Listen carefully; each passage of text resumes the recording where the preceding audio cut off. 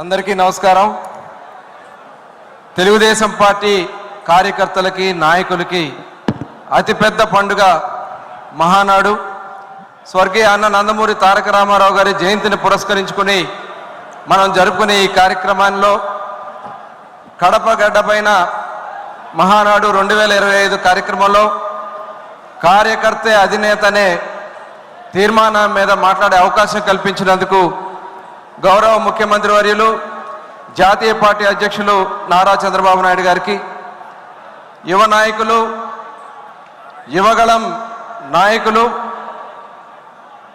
మంత్రివర్యులు నారా లోకేష్ గారికి, అలాగే రాష్ట్ర పార్టీ అధ్యక్షులు పల్లా శ్రీనివాస్ గారికి, వేదికను అలంకరించిన తెలంగాణ ఆంధ్ర రాష్ట్ర నాయకులకి, ఈ కార్యక్రమానికి విచ్చేసిన తెలుగుదేశం పార్టీ కుటుంబ సభ్యులందరికీ కూడా పేరు పేరున హృదయపూర్వక నమస్కారాలు తెలియజేసుకుంటా ఉన్నాను.